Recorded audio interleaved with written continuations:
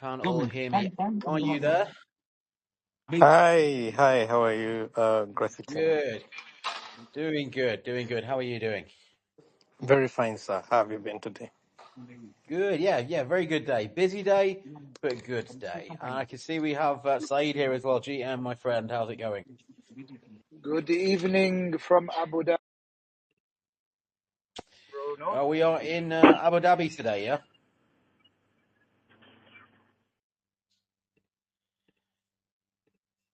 Oh, are we having some connection issues? Saeed, can you hear me? Hello? Yes, I think he's having There you are. connection. I think he's Yeah. having connection issues. I'm back. Oh no. I'm Elon back. I'm back, guys. is playing with us again.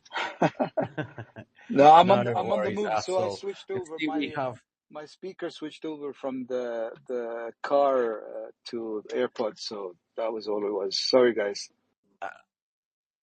Okay, no worries at all. I can see we have most of our speakers here already, which is a very quick turnaround, especially considering we started slightly late with some technical issues. So let's get some intros going from them all. I'm guessing we have Polly behind the Asset Swap logo there. GM Asset Swap, how's it going?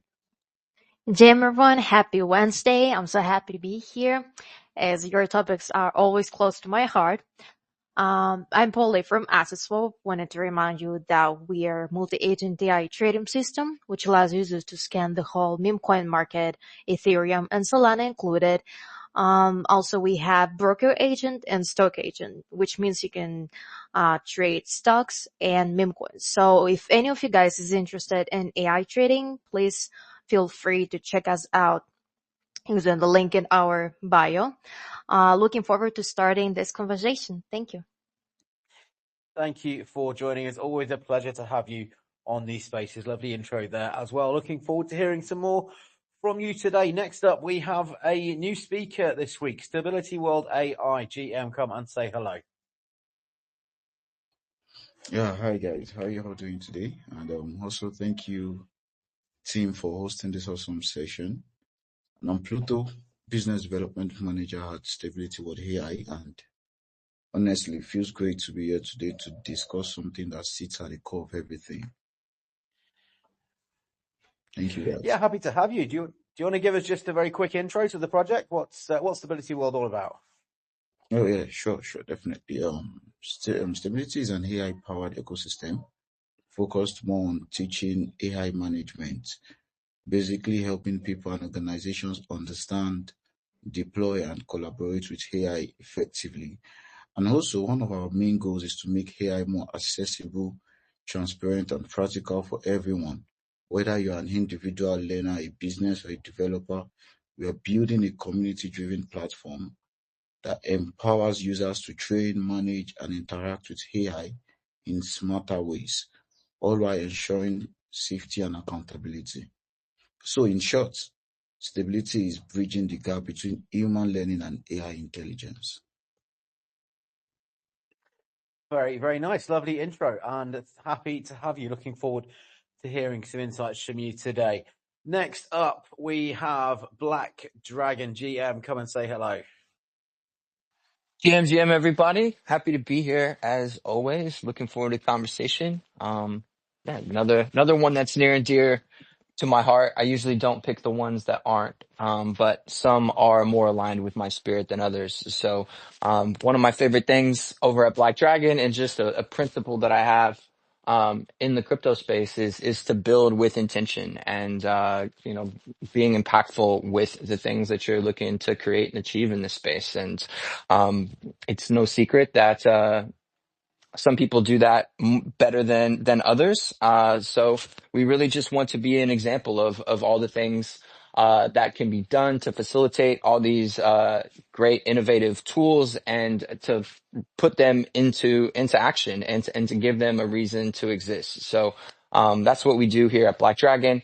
If you're not familiar with us, we are based on Near, and very much act as the community and social layer and a builder's sandbox. So we look at ourselves as not only the portal into Near, but the portal into crypto for a lot of people, or at least that is our goal with the experiences that we're trying to create. Lovely intro, and happy to have you with us. Building with intention, especially to impact the real world, is a huge part of my personal philosophy as well. So glad to hear there's some like-minded people out there, and looking forward to some more insights from you today as well. Next up, we have Pradeep from PAI3. Hello, my friend. Haven't seen you for a while. Come and join us. Yes, GM everyone, and it is great to be back and always enjoy your spaces. They're lively and informative. So looking forward to this one as well, and looks like quite a interesting group of speakers. So we will have very interesting conversations, I think. A little bit about PAI3. We are an decentralized AI network, which brings together DeFi, DePIN, and AI to deliver security, private, personal AI for professional use. So doctors, lawyers, accountants, and others can use AI using our nodes in their own enterprise and keep all the data private, meet HIPAA compliance, GDPR, FedRAMP, HITECH, all those compliance issues. And at the same time, they can collaborate to deliver compute to each other as well as to share models and agents. So it's your data, your node, your models, your agents. Looking forward to this conversation because I think AI is, we all know, very impactful, some positive, some negative. And when you think from a professional or government agency's eyes, the impact is 50-50, good and bad. And we can help accelerate the good side of AI and mitigate the risks of AI. So looking forward to this conversation. Very timely. Thanks for having me here. Thank you for joining us. As always, pleasure to have you back. Always some great insights coming from you. And looking forward to some more today. Lovely intro to PAI3 as well. Thank you, Pradeep. Next up, we have Bob at Vibe Trading. Hello, my friend. Come and join us. What's good, brother? How's it going? All good, all good. Happy to hear from you. Well, yeah, likewise. Happy to hear from you. I'm happy to see a lot of familiar faces here. And yeah, I see the audience is also slowly filling up, so should have a good amount of people here listening as well. Yeah, I mean, hello to everyone. I'm Bob, building Vibe for a very long time now. We're finally at a point where we are in closed alpha. We've made a little bit over 70 million in volume. I think 80 million in volume since we're in closed alpha. Since like beginning of September, mid-September. Over 150 launch partners, and of course, looking for many more. Currently, we are sharing 70% of the revenue that is made on the markets with the teams. And just to quickly explain what Vibe is we're a perp dex. Any token, any chain, zero requirements. There's no listing fees, no hidden costs. We create perpetual markets with up to 20x leverage with just supply. And as I said, we share 70% of the revenue made with the teams or with the LPs, basically. So seeing that, I see, and I already had the luxury to talk to Black Dragon. Unfortunately, we are nowhere near integrating Near into Vibe, but it's on our priority list. But I see Stability here, who I haven't seen before. So of course, an invite goes out to you guys to hit me up with a DM, to see if we can get you guys listed on Vibe. And of course, for Black Dragon, Near is, as I said, not top of the list, but we're working on it. And soon enough, we have every DEX integrated and can just start listing also the little bit more exotic tokens, I would say. Thank you very much, Bob at Vibe. I'm glad to hear your building for launch is going well. Looking forward to hearing some more progress on you making it to that final 40 that we talked about a couple of days ago. But thanks for the intro. And finally, we have Art Git Finance. Come and say hello. Give it a quick intro. Sure thing. Hey guys, I'm Andy from ArtGIS. So just a brief overview. We're basically a team focused on compliant Web3 infrastructure, with core businesses including layer 2 networks, cross-chain protocols, RWA asset tokenization, as well as AI risk control systems. So simply, we provide the underlying support of high-speed security and compliance for the Web3 ecosystem. So this enables efficient asset tokenization, transaction flows, and governance decisions. So yeah, really excited to jump into today's topic. Thank you. And happy to have you back with us. Always a pleasure hearing insights from you guys as well. And I did say finally, but it is not finally, and I can't possibly miss them again. Next up, we have Rune Soul, GMGAGE. Come and say hello. Hey guys, GM. And yeah, I appreciate the opportunity to be here. We at Runso appreciate the opportunity to be here. I'm Obito, I'm the community manager for Runso, and in one line, Runso is a Web3 gaming a project. We're an action role-playing game, and as always, the mission is as basic as it is. Make Web3 gaming an experience for all. Thank you for the opportunity to be speaking here today. Over to you. Thank you for joining us. A pleasure to have you with us. I'm looking forward to hearing from you all in today's conversation. But before we dive in, I can't possibly continue without either Eddie or Said giving those out there that are listening a little intro to Tenge before we continue. So who's going to take this one? Eddie has unmuted. Over to you. Hey, good evening, everyone. Thank you very much for this wonderful time. And we are here to discuss Tenge and along with other speakers, sharing with us what they are doing. Today we are discussing innovation for impact. And at Tenge, when we talk about innovation, it's not, we don't actually think about big tech, AI, robotics, crypto, all these powerful systems. It's not like that. For us, innovation is not just about technology. It's about transformation. How we use creativity and compassion to solve real human problems. We've learned that true innovation happens when purpose meets action. And laughter, of course, becoming a tool for kids to learn and other people. And a simple tablet becomes a child's bridge to the world. Every time we've given these children tablets, something magical happens. Their eyes open up, not because of the screens, but because for the first time, the world has opened to them. And utilizing a platform like Gigo Academy by CZ Binance, with whom we are currently having a very close partnership, we've seen education become more fun. It is more inclusive and borderless. There are no classrooms needed, just curiosity and of course, connection. And that's what innovation for impact means to us as the Tenge Army, the Tenge community.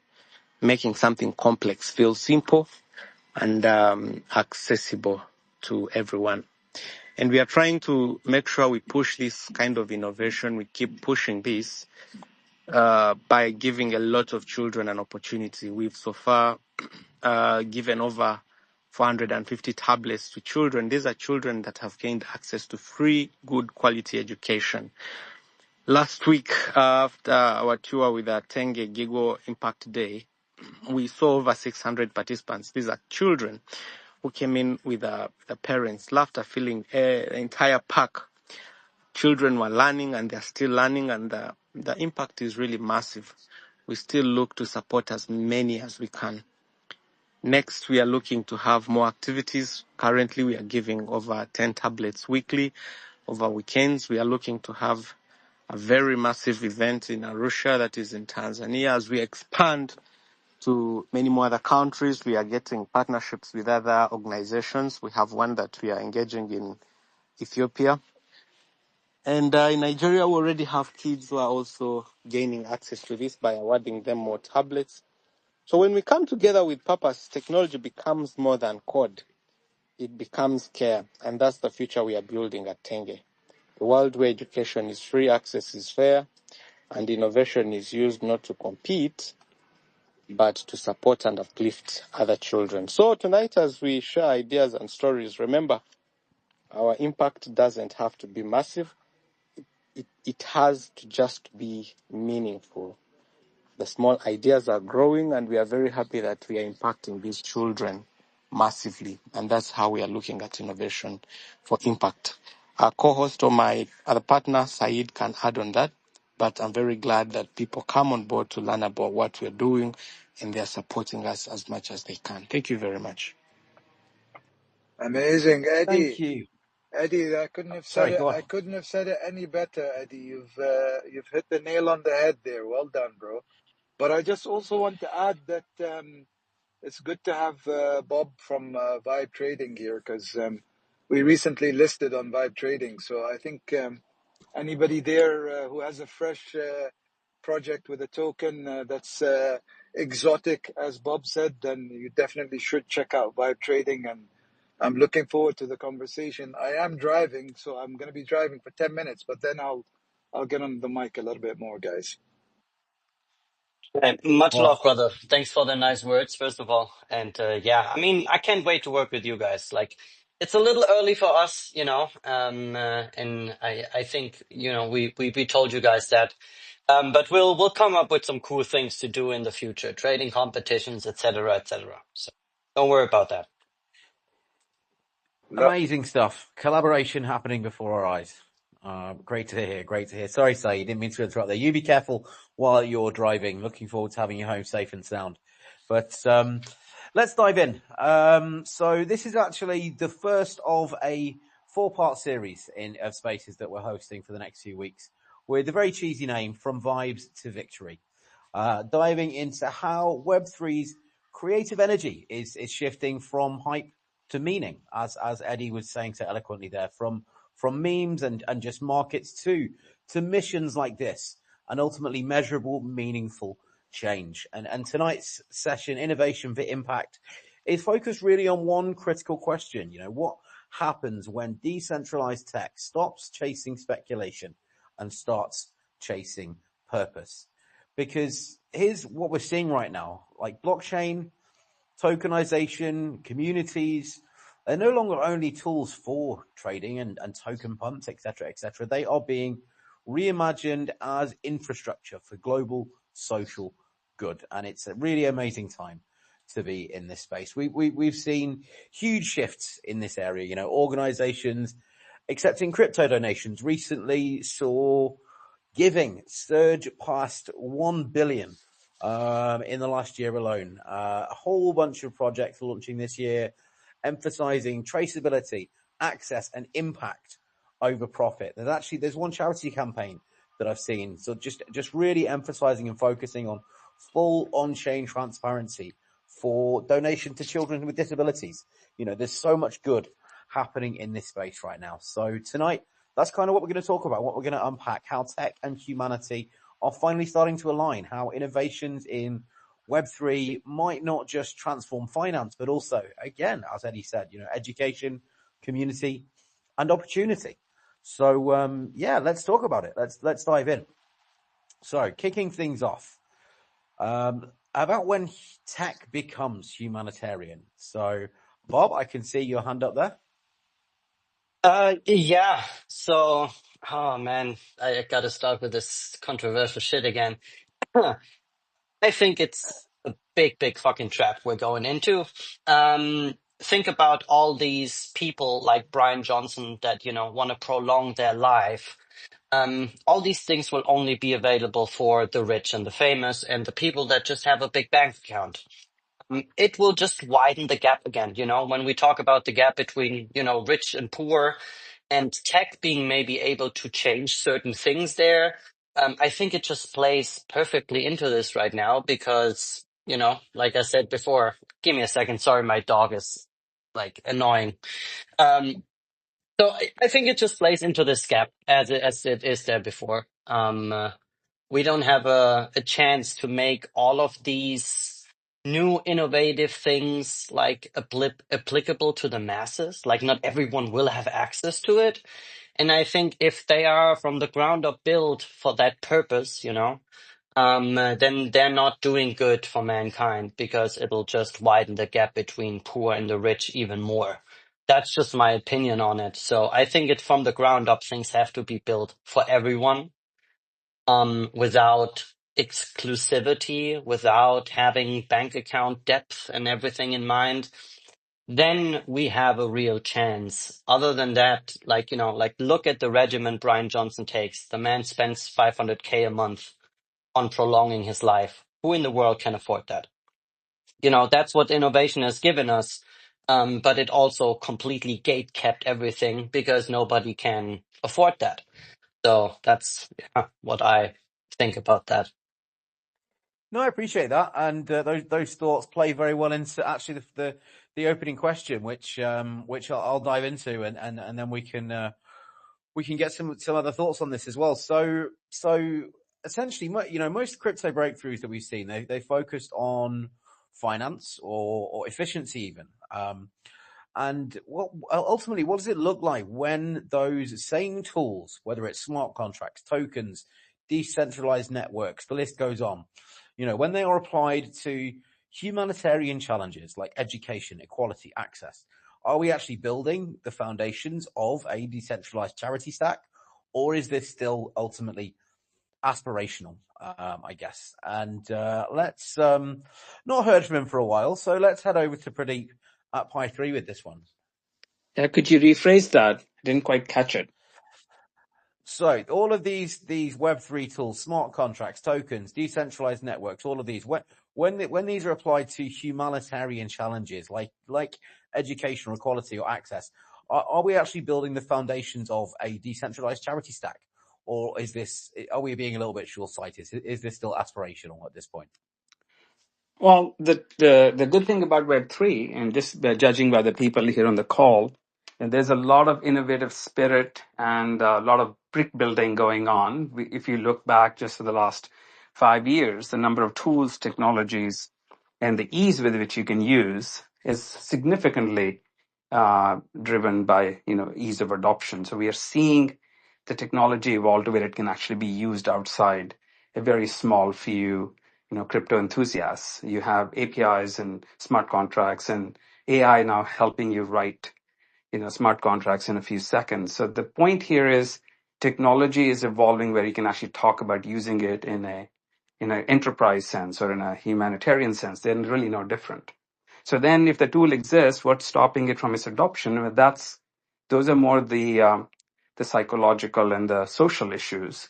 So humanitarian causes, crypto is going mainstream. So now owning and giving or receiving crypto is becoming less of a stigma. And just looking at the people that I talk to who are ultra conservative, either because they're high net worth individuals or they are government officials or they are healthcare executives, 5 years ago, you can get them to touch crypto, reputational risk. Now they're all proud of their Coinbase wallets and they're all buying into whatever is a new crypto, American Bitcoin or whatever is hot that day. So clearly, crypto as a tangible value is, value exchange mechanism is gained mainstream acceptance. So technology is there. The acceptance of crypto as a viable, acceptable medium of exchange is there, whether it's limited to Bitcoin and a few others, but still, the fact is that most of the professional classes cross the chasm and they're okay with holding, receiving, and sending and buying and trading in crypto, which was simply not the case half a decade ago. So those are the two big barriers. Now it becomes really a question for the Web3 community to apply these two to intersecting curves to deliver tangible, use cases. So in my mind, there is no technological barrier to building a humanitarian stack. There is no psychological barrier to using a humanitarian stack to meet your philanthropic goals. What it really boils down to now is communication, ease of usage, and causes that people can relate to. So if you were to identify the right cause, I'm sure you will get a lot of people saying, yeah, I'm perfectly fine contributing to this cause using my crypto balance. So that's my view. So I don't see any systemic issues anymore. I think it's more of an execution focus and communication now. Yeah, great answer, and I largely agree with what you said, especially this sort of the psychological point. When it comes to the masses, that there's still a little bit of fear and a little bit of apprehension amongst the retail to everyday, and which are of course going to be a portion of contribution to charitable foundations, to causes. Let me Yeah, go on. Let me expand on that. So yesterday I was in a meeting with a group of doctors, very obviously, fairly advanced in their career and age, and they're not the most technologically savvy people, right? And we just got to chatting after the actual conversation, and most everybody has a Coinbase wallet. Most everybody is holding some kind of crypto because their grandson or their secretary told them that they should be buying into it. What they were all expressing concern about is the usability fear. I don't want to get scammed. I don't want to get my crypto stolen from me. I'm not always sure what I'm doing in my wallet and whether what this key, there's still a usability fear. And so most of them said, yeah, I got crypto, but my grandson handles it because I'm just not comfortable with my way around wallets. And I'm afraid that somebody could do something which I don't understand and suddenly my crypto is gone. Those are the fears, right? They're still very much concerned about crypto being a little bit difficult to handle. But when you talk to them about would you like to have crypto, and in the case we were discussing, should you be building very specific, domain-specific clinical models on PAI3, there was absolutely universal view that, in the context of AI at least, yeah, we got to make ourselves immortal by transforming our knowledge into a model that could do what I do today. As a whatever, I'm a neurological surgeon or I'm a traumatic brain injury specialist or whatever. That was the group. The point is they all see the technology as effectively becoming their digital twin, and they see themselves earning crypto through that twin interacting in the market with patients or doctors. So all that is sinking in. The part that they're most scared about is being scammed through a action or phishing or wallet error that suddenly makes their crypto disappear. So I think I come back to my point that if we can communicate the value of the cause and you can make it easy for them to interact with your humanitarian protocol or system, and you can assure them that they are protected from the improper loss of funds, I think you will get a lot of traction in the coming 5 years. No, absolutely. And just to clarify the point I was sort of making before you added to that, that fear, while it's still there, it is now just purely at that UX level. So there's been massive strides made in terms of that fear side of things. People were afraid of the entirety of the crypto space, the entirety of Web3. It was just one big wild west of rug pulls and scams and bad actors. But it's now predominantly UX issue. You're absolutely right there. So, but yeah, some great takes, Pradeep. Thank you very much. Eddie or Saeed, I mean, this question for you guys, I guess a better way to frame it for you is what was the thought process behind blockchain and crypto as the place to raise funds for your foundation, for the work that you're doing? That's how this question connects to you guys for me. Who would like to take this, Eddie or Saeed? Repeat the question. Yeah, so it's about what it looks like when the tech that we're using, blockchain based technology, is applied to humanitarian challenges like Tenge. Are we actually building the foundations of decentralized charity, or is this still aspiration? You guys chose Web3, chose crypto to raise funds for a reason. So ultimately why, I guess. Oh, okay. So initially, we had a very good vision behind what we are doing, and the easiest and fastest way that we look at something that is going to be very transparent and trust. Blockchain allows every donation and every transaction to be seen publicly. Supporters can verify how funds are used. And of course, looking to build strong credibility for an initiative that's all about trust and social good. That's very, very key. That was very, very key for us. But also, we looked into community ownership. Instead of a few donors, Web3 empowers thousands of small contributors worldwide to join the mission. Simply by holding our Tenge token, they don't just donate, they become part of the movement. And then, of course, we also considered factors like borderless funding. Education challenges are global, and so is crypto. So when you look at the power of blockchain, it removes restrictions like currency conversions, payment gateways, or national barriers, allowing anyone, anywhere to fund a child's access to the academy instantly without having to ask questions. And of course, we also looked at something that would motivate people to jump in, support, sometimes knowingly or unknowingly, by simply buying a Tenge token.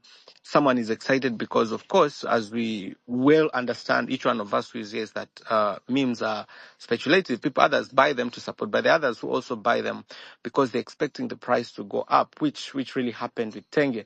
But in doing so, they're actually supporting the mission. And then, of course, we also considered automated giving via smart contracts, a portion of every transaction, which has happened with T-Fund.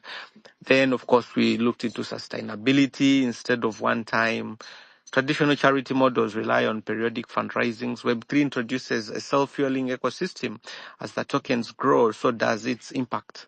So making everything very, making giving out perpetual. So we looked at engagement through purpose-driven, a lot of things, proof of impact, people can see. So all those are factors that really pushed us to make sure that whatever we are doing, we actually move in line with Web3. I hope I've answered your question well. You have indeed. Great answers. Pretty much all bases covered from the Tenge perspective there, that's for sure. Yeah, I love the fact that you hit the transparency, the traceability, initially. That there's as much as charitable causes and fundraising foundations are for good reasons, there's been suspicion and negativity around them for such a long time.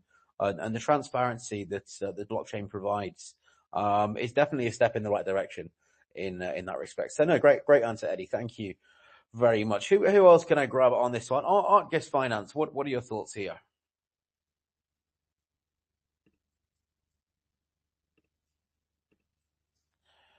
Art Guest, can you hear me? Yeah, sorry. There we go. I think my mic had a problem with my mic there. No worries. Yeah, sure. So I think early crypto innovation was more focused on financial efficiency. So things like DeFi, cross-border payments, liquidity mining, and derivatives. But we see now that blockchain is moving into social impact, which is really reshaping how trust and distribution works. So imagine decentralized aid networks where donors can track funds in real time. Smart contracts automate resource allocation, and digital IDs grant access to education, healthcare, or jobs. So I think this transparency turns charity into a more verifiable and sustainable systems. So a lot of real world examples already exist. Things like stablecoin based scholarships in developing nations, blockchain camps in Guatemala teaching financial inclusion, as well as DAO driven charities in Thailand, funding schools and food programs. So institutions like the UN use blockchain to provide refugees with digital identities, and as well as access to financial systems. While stablecoins cut cross-border aid costs in crisis zones. So this marks the rise of decentralized charity, where trust shifts from institutions to code and consensus. So donors verify every impact, and DAO governance empowers communities to decide how resources are used. I think it's still pretty early, but the shift is obviously quite clear.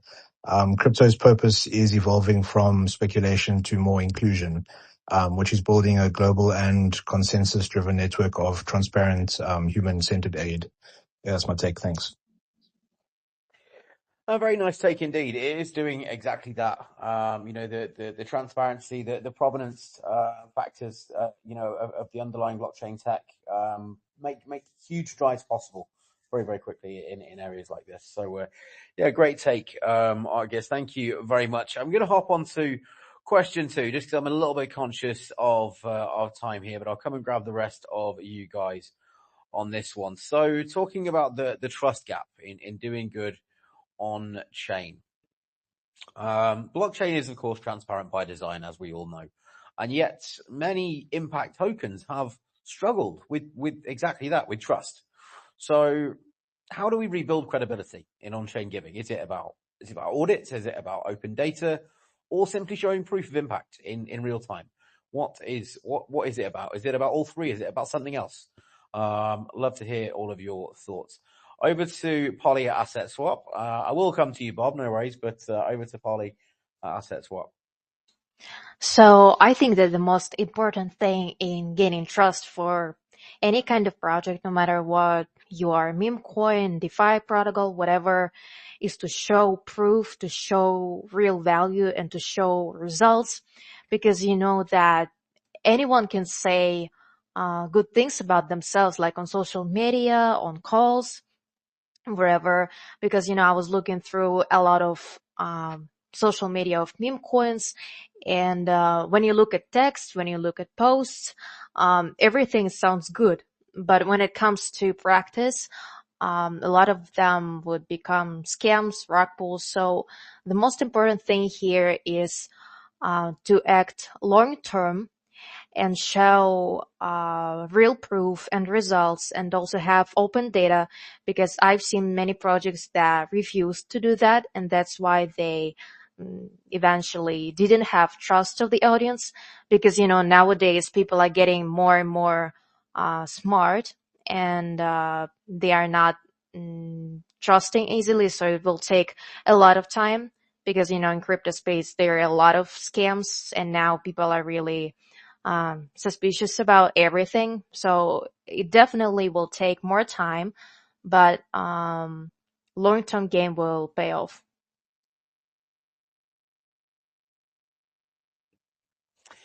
It is. Trust is an awful lot about transparency. In philanthropy, it's not just about seeing your donation go somewhere. It's about seeing outcomes, seeing proof of change, and verifying that the models work.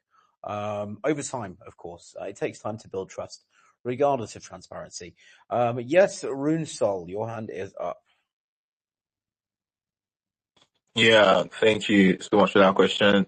Basically, I just want to agree with what Asset Swap said. I honestly believe that, yeah, if we're going to be building trust, the main way to do it is always about showing the results. It's always about being transparent. And no matter how much we want to stand for impact, no matter how much an individual somewhere in the world with lots and lots of money saying, oh, okay, I could always give this to a cause trying to do real things like what Tenge is doing, giving tablets to kids that can have access to the internet to do better things for themselves. It all starts with the evidence that, yes, okay, it's actually being done. It all starts with the fact that it's not so much about audits. I mean, we could always audit a project and say, oh, they're good to go. And then somewhere along the way, they are, would I say, what would be the right word? What they're trying to stand for begins to get perverted, and then they lose sight of what they're trying to build, and things go wrong. At that point, you wouldn't blame the people who audited them. When they started out, things were right. They had the right vision. They had the right mission. But getting to a point where, okay, people are starting to believe in this. People are starting to see the traction here, and they are interested in actually helping out. You can get to a point where these projects lose sight of these things and begin to move away from the goal.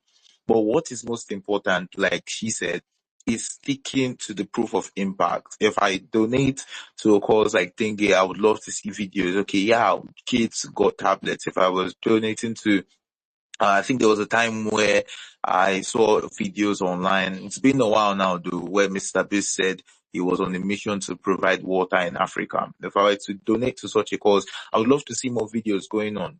If you say you're still on it, then there should be more proof. There should be more evidence that, yeah, you're going on this, you're still building this, and it's not like I'm sending money to a point, I'm sending crypto, contributing to a cause where I'm not seeing what you say you're doing. So basically, it's just making sure people can see the proof, and that's how you open up the doors to more contributions. That's how you open up the door to more donations. Make sure that people can see their contributions moving in real time, working in real time. Sometimes it's not even just about the fact that, oh, you watch the videos and you see the tablets being given out, or maybe see the water stations being built. No, it's just the smiles. Where I'm from Nigeria, and I really love what PSX said.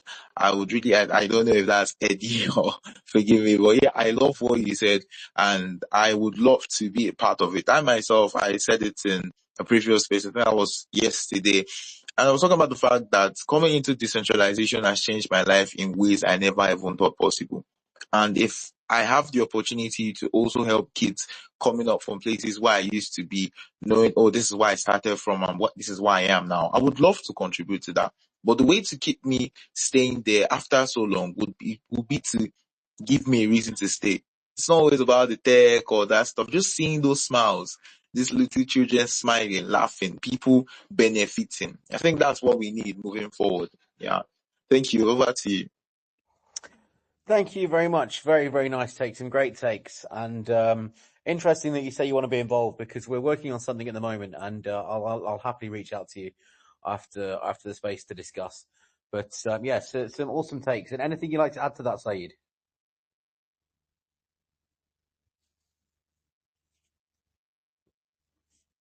Saeed, can you hear me? I can see you're unmuted, but I cannot hear you. I think his network is terrible. Yeah, we have no audio from the PSX agent 007. Our co-host may have to drop out and come back in again. Unfortunately, these things happen from time to time. Let's grab another one of. Oh, he's just been rugged. Yeah, he's popped down to the listeners. Let's grab another one of our speakers. We had a hand up before. It was Bob at Vibe. Over to you. Yeah. I just wanted to bring a quick point in. Just yesterday, I think, there was a big gambling scandal in the Turkish Super League. Like basically the Premier League, the first league of Turkish football. 27 people got suspended. There was a betting scandal in the UFC. There was a betting scandal in basketball. It doesn't mean that people won't bet on these things anymore. Doesn't mean that people won't watch them anymore or won't, buy merchandising articles. It's because those things don't happen on a regular, daily basis, and people are not getting currently, like always remembered or like reminded about it. On the contrary, in crypto, where every day on Twitter, there's a new witch hunt for somebody that rocked something, and some people wanting him for something. So, I don't actually think that we're anywhere close to, certain like real world behavior. There's like literally other spaces where we had the same growing pains when they were in their infant shoes, such as esports, right? Where everybody said, oh God, like how can the nerds just sit in front of their PC for 12 hours and just game? Now there's Riot Gaming, one of the biggest companies in the world, and then Tencent that owns Riot, Then there's Valve, and everyone is making billions of dollars, and you can even trade Valve stocks on crypto now. So there's a big, example, or many examples to how industries basically grow up. But I don't think that we're there yet to learn from other industries. Like everybody in this space just wants to make a lot of money, or like 99.9%. And as long as this pertains, we don't have a chance of, doing good work and being seen with our good work, because there's so much that just daily overshadows it. There is. Lovely ray of sunshine from Vibe Trading there. Black Dragon, he's taken your title. But we have to start somewhere. Bob. And it starts with it starts with small movements, with baby steps. Look at Bitcoin. Look where that began and look where it is now. We have to start somewhere ultimately. Saeed, I can see you are back with us. Can we hear you now? I can hear you. Can you hear me? Yes, that's better. Any thoughts on this one from you? Thank goodness. Sorry about the technical issues, but I hope I'm stable now. I think just going back to the previous conversation with Runsol, I think what he's trying to say is seeing is believing. At the end of the day, if you can see traction, if you can see growth, if you can see impact for yourself, then you're more likely to kind of be convinced about it. I mean, yes, there is. There's the transactions on the network and so on. But when you're operating in somewhere like Africa, for example, and Runsol, you're from Nigeria, I heard, and we had a tablets giveaway in Nigeria last weekend. We're going to put out some content about that very soon. But in Nigeria, I mean, we have the BNB from donations, or we have the funds that we're using, and it's all on chain. But then at some point you have to go off chain, because when our community member in Nigeria was going to buy the tablets, he got a paper receipt. He didn't get anything digital, right? So it's trying to link the real world with blockchain. That's always a bit tricky, and there are points where you have to go back to the traditional system. But apart from that, if you're showing what you're doing, and if you're showing up every day and you're talking on spaces like this, and you're telling people that the mission is very much alive, and you're telling your community that there's a lot of activities that are happening, a lot of big events that are happening, a lot of tablets being given away, and that we're putting out an NFT collection in partnership with Rift for Thanksgiving. So that'll be our first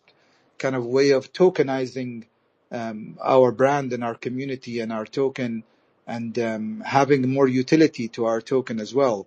So there's a lot of things that we're planning, and a lot of things that are happening that people can't see, but you also need to do the marketing. You have to show people what you're doing. You can have the best and most amazing charity initiative in the world, but if nobody knows about it, then how can people contribute to it, right? So I think this is why we're trying to really push in terms of growing the community, in terms of talking to the community, in terms of updating the community, and working with the partners along the way to make the mission possible in the fastest possible way too. Absolutely, absolutely. Great take, Saeed. Thank you. And you're absolutely right. Seeing is believing, and that is exactly what Brunsol was saying. And of course, with what Tenge are doing, yes, there is that slight disconnect when you enter the real world space. When it comes to buying the tablets, the paper receipt, the giving out of the tablets, that all has to be content created. And if you look at it from a kind of an evidence perspective, a legal perspective, if you like, it's a slight break in the chain of custody, if you get what I mean. But that's kind of where the trust has to come into play. And we're all seeing the content that you guys are putting out of all of this work that you're doing in the real world. And once there can be proof of that, I'm sure that will come into this space as well. But at the moment, sort of connecting Web3 with IRL causes, yes, there is a slight disconnect in the whole chain there. But in terms of proving that, there's ways that we can do that. But great takes from everyone. Who have I still got to hear from today? Black Dragon and Stability World, coming straight to you guys on the next one. So going from speculation to sustainability. Hype gets attention, of course, but how do we keep people engaged once it fades? What incentives effectively make long-term impact sustainable and community-driven instead of trend-based? Black Dragon is so eager, he unmuted halfway through the question. Over to you, my friend. That was intentional. So no, that was the question. That was the question I've been waiting for. And speculation is temporary, but building is forever. And that is really what is going to create the sustainability post hype, because the hype is a fleeting feeling. It's a fleeting narrative. But if you're useful, if you have a reason to exist, if you're improving people's lives, the market's going to be indifferent. That's why buy when people are fearful, and sell when people are greedy, is such a powerful, kind of colloquialism, because that justifying buying the greed is only justifiable whenever that product, when that stock, when that crypto has a reason to come back. We've seen it time and time again. Whether it's the whether it's the .com bubble, looking into the future with the AI bubble. But there was so much hype around the .com bubble. All these different ideas taking advantage of this new dynamic and set of tools that were just available that had never been before, and there was a lot of hype around it. So you could kind of throw your cards in at anything, and it would be sustainable during the hype cycle. But as soon as that hype cycle ends, the only ones that ended up recovering were the ones that were actually providing real value and real use cases. Amazon fell to $1 at one point, and by the charts looked dead. But during that entire period, they were building one of the most sustainable systems that the world economy has ever seen. So anyone that bought that dip, that was, understood that what was being built, really was able to take advantage of that. And the ones that got sucked in the hype cycle, for the most part, were never heard from again. And the same parallels apply to here in crypto. We've seen it cycle after cycle. There's a graveyard of dead chains and tokens, throughout time that at one point were the hottest thing, but they weren't really providing any value, or they weren't really doing anything meaningful to justify continue existing post the hype.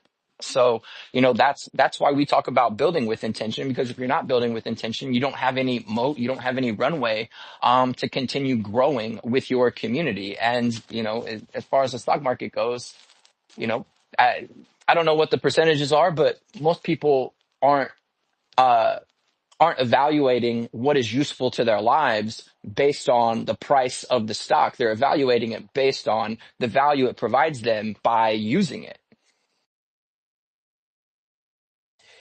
Yeah, a great take as always.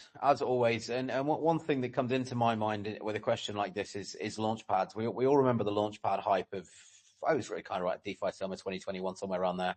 Take me back. And yeah, absolutely. And I was actually part of one of the launchpads at the time that built a launchpad purely because launchpads were hyped, and there were hundreds. They were coming out every single day. And now, yeah, like you say about the tokens and chains, there's just a graveyard of them everywhere now. It's crazy. People building for the sake of hype. Ultimately, that's the beginning of the end. It really, really is. But yeah, great take. Thank you very much. Stability world. We're talking from speculation to sustainability here. So, pretty apt for the name of your project. What are your thoughts? Okay, hi guys. Absolutely, that's such an interesting question. Well, one of the things I've learned is hype is actually great. I mean, it grabs attention, gets people talking, and can even bring in resources quickly. But also, hype alone doesn't build anything sustainable. The real challenge is actually turning that initial attention into long-term engagement. Also, from what I've seen, sustainability comes from creating systems where the community is truly invested in the mission, not just following trends and all. That means, for instance, people need to see tangible results. Feels like their contributions matter, have opportunities to participate in meaningful ways. For example, if donations or actions are tracked on-chain and linked to real-world outcomes, like you guys said you did in the tablet giveaway in Nigeria. I really commend you guys for that. That's a very good one. Also, people can see the direct impact of what's happening. That kind of proof of impact keeps people being believed and involved. Another key part is what you said, the incentives that actually drive value, not just token jobs or hype rewards. Things like staking for participation, governance rights, or community recognition help people feel like they are building something together, not just chasing short-term rewards. It's also about giving people the tools to create the missions, help to give value to the project. So yes, hype gets people in the door, but lasting engagement comes from combining real world impact and active community participation. It does indeed. It does indeed. Very nice take. And you know, the way you explained that just reminds me, and something that Bob mentioned earlier about gambling as well reminds me. You know, this incentivization, for me, in some ways, it's gone a little bit too far in Web3. An incentive used to be something just to get people through the door. It's effectively a bribe to get them onto your platform. Let's be honest, to give them some value, some free value to get them in. And now we have just this ongoing need for incentivization, which of course the fact that we're able to do that is great, but you have to kind of draw the line somewhere. You know, sustainability should come down to three key things really. You know, continued relevance, so sort of users feeling that the mission matters. Ongoing feedback, you know, seeing progress, feeling ownership, and utility. The token or community offers something more than just membership. You know, ultimately, if you stop being interesting, you kind of become a bit forgotten, if you like. It's a bit harsh, but sadly it's true. So you kind of have to embed this recurring value, not just one-off events. Of course, yes, hype is great, as you said. You know, everybody wants that viral tweet to get attention from the whole Web3 space. It is amazing. But you know, education, community-driven content, local partnerships, all of these kind of things. These build long-haul models, ultimately. It has to come from grassroots, from the ground up. But yeah, great take. Thank you very much from Stability. Let's grab one more of you guys. In fact, let's grab Tenge for this one as well, and then we'll hop on to the closing question. So what are your thoughts here? Who's going to take it, Eddie or Said? Yeah, I think I'll take this one. Eddie's helped me out the first half hour, so I'll close it off. But I think definitely you got to make the most of the hype so that you can have runway to actually continue building. So, for example, with Tenge, the hype at one point halfway through the project. For a couple of months, it was pretty stable, and we just kept building. And then all of a sudden, there was some huge hype, and the market kind of peaked, and we did a 10x in a day, and like it was just crazy. But now we're just back to building, especially as the market's quietened down over the last 5 weeks or so. But we've always been building, and we've always been building from the ground up. We always incentivized the community. When we first launched, we were really giving away a lot of tokens to the community to participate, to contribute, to get them to get involved, to get them to know about the project. And now it's just about continuing the building and scaling up. It's also important to scale up when you have a solid foundation and you have the hype. Then you have to take advantage of that so that you can build for the long term and be sustainable and show people that you know, you're going to show up every day and you're going to keep building every day. And I love being on these spaces because I get a lot of ideas in my mind, and I'm definitely going to explore a few of those after the space. But I do appreciate the speaker's take on this, and I'm really loving the conversation here. Absolutely, me too. It's a great conversation and one that needs to be had, and we'll be having some more over the next few weeks. Bob, you would like to give your 2 cents on this one? Go for it. Yeah, unfortunately, the German is late for his next meeting, so he has to jump off. Otherwise, No worries. this never ends, and people will from now on think that Germans will not be on time. So I can't have this happen, of course. But I appreciate you all. Thank you very much for always having me. Cheers to the Tenge guys. Appreciate you, gentlemen. You're doing a wonderful job. Keep it going. We'll do our best to support you with Vibe 100%. Also, as always, the best to the best host.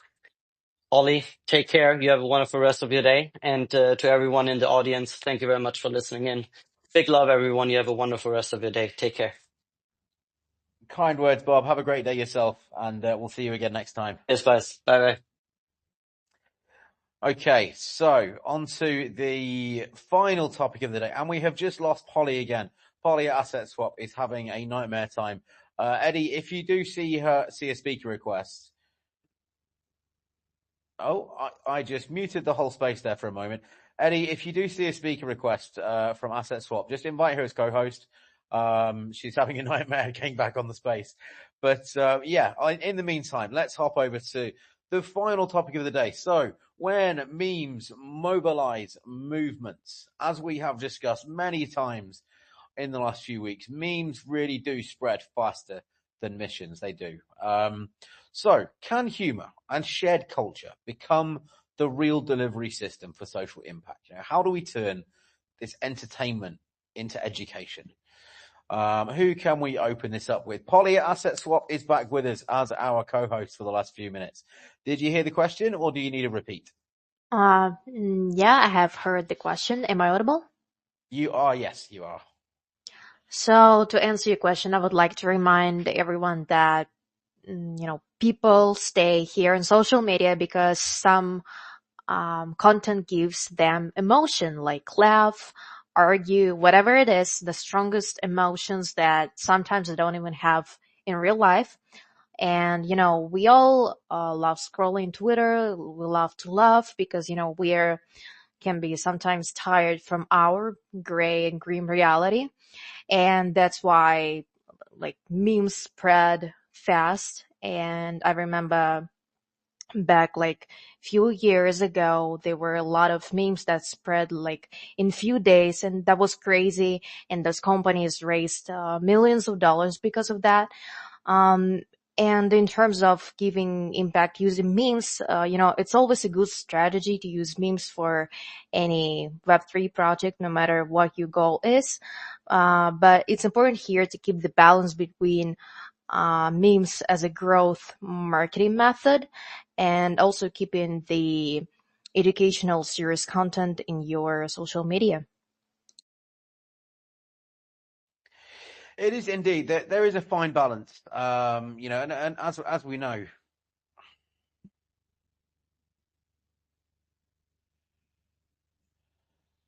Can you guys hear me? Something weird is going on here. I did not mute the space there, but it just came up unmute on my screen. Um, Lost where I was, but yeah, no, it's a fine balance.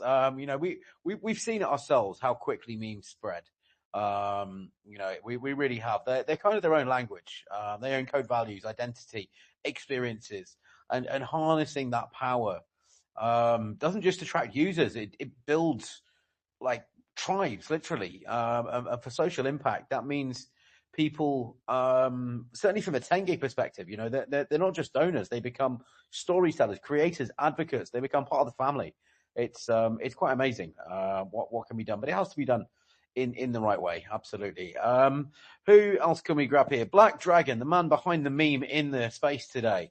What are your thoughts here? I mean, I think memes are incredibly powerful. And what makes them so powerful is they're a universal language and a shared experience. By definition, memes are derivative and iterable. So, you take a central point of reference and connection and it becomes your own. And that's what gives it its virality, is that ability to be able to repeat and replicate and to be able to spread.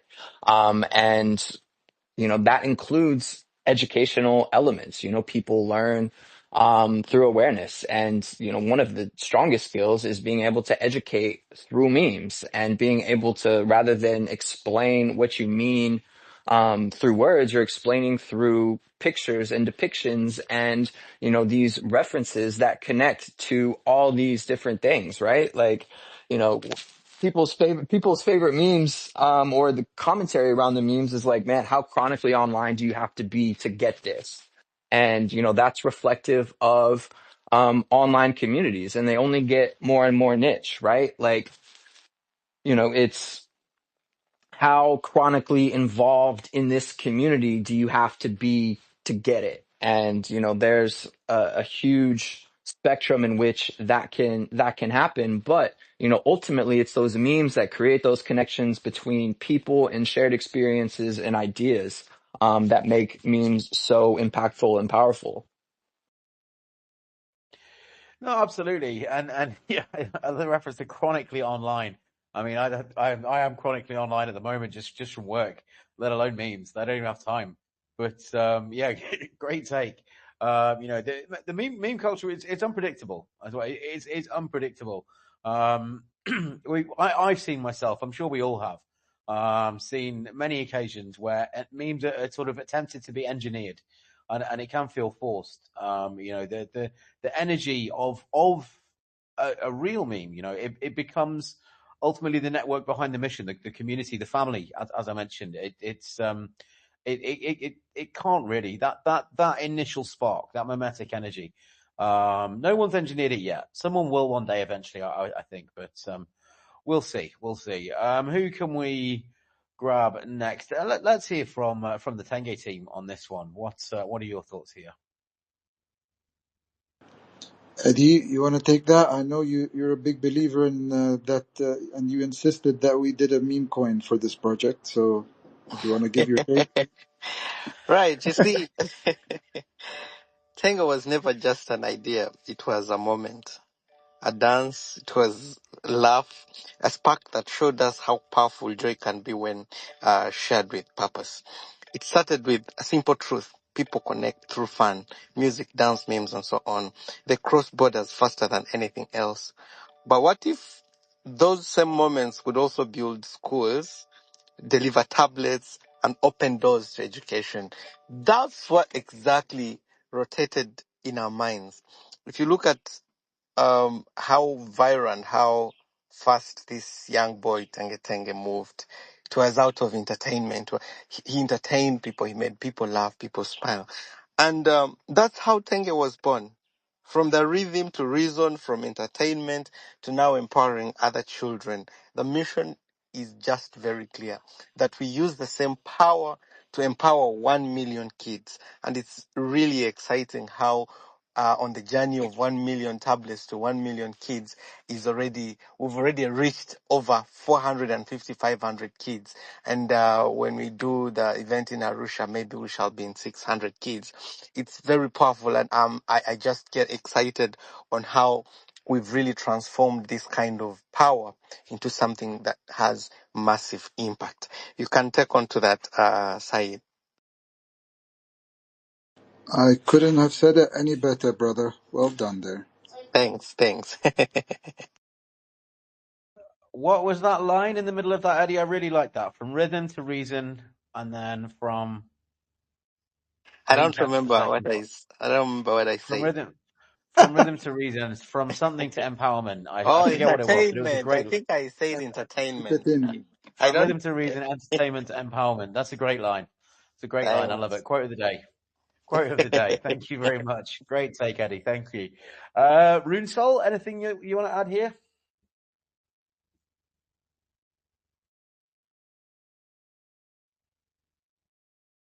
Runesol, can you hear me? Yeah, sure. Sorry about that. My device went off for a moment. But yeah, No worries. definitely. All the other speakers have said a lot, and I agree with everyone. Definitely, it's just about how you're able to, first of all, give entertainment and then convert that entertainment to passion, convert it to something more solid. If you look at, I was just listening and I realized I did know Tenge from the beginning. I think there's a song that used to trend on TikTok back then, something Tenge. I think there's a song like that. And I'm just starting to realize that is actually Tenge. And I used to love that song because a lot of funny videos with it. And that's how I realized that, oh yes, this is Tenge. And it's just that moment of a lot of laughing The emojis. So connection yeah, I has been remember. made. Most definitely. So yeah, I feel like that is a very huge example of what memes can do when you're trying to pass across a message and then you have the message turned to a mission. And yes, that is just what I believe it stands for. I believe that is the perfect example. And if we can, first of all, come from a place of entertainment, yes, we laugh, we have fun, but then we realize, okay, this is an actual problem here, and we can begin to solve that problem by turning to a mission and using the tools at our reach to do that. So yeah, thank you very much. And one more time, thank you. Yeah, over to you. Love that. Love that. Can I just ask, so how long ago was that? When did, you've just realized now, you just made the connection. When was that? When did you see that? If I'm not being mistaken, it's I don't know, maybe up to a year now or like some months, but I know it's been a long time. It's been a long time. Oh, that's awesome. That's awesome. And here we are a year or whatever later, and you're on space with Team Tenge. Fantastic stuff. Really cool stuff. And a really cool conversation, a great conversation today. And thank you to all of you. I know a few of the speakers have dropped off, unfortunately, due to other commitments. I see we still have Asset Swap and Stability World there in the listeners. Thank you very much to you guys and Mr. Rune Sol as well, and the rest of the guys here. It's been a pleasure. The conversation today highlights a few things. Tech without purpose is kind of hollow. And culture without delivery is pretty fleeting, as we know. It's just hype. When you combine all the things we talked about today, decentralized networks, community energy, humor, education, access, you get something different. You get an ecosystem of change. And it is projects like Tenge that are rewriting kind of the ABI of Web3, not return on investment, but ripple of inspiration, if you like. And once again, thank you to all of our speakers and, of course, my amazing hosts that I'm here with today, Eddie and Saeed from Team Tenge. It's been my pleasure to host with these guys and have all of you great speakers and listeners in the audience. So that is it from me. It's been a pleasure. Any final thoughts from you, Eddie or Saeed, before we wrap up today? Thank you very much, guys. Thanks, other speakers, everyone that has joined, and everyone who's supporting Tenge, who's supporting children. Our mission is very clear: 1 million tablets in the hands of 1 million kids, giving them access to free education, powered by Gigo Academy. Thank you very much. Thank you for coming through. Thank you, Growth Team.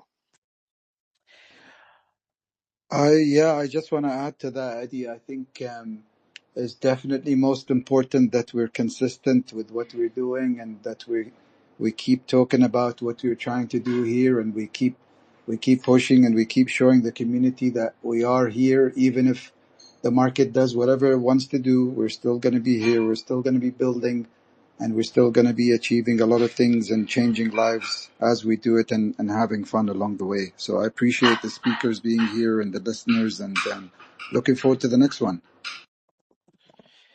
Likewise, looking forward to the next one too. Thank you very much for having us all host today.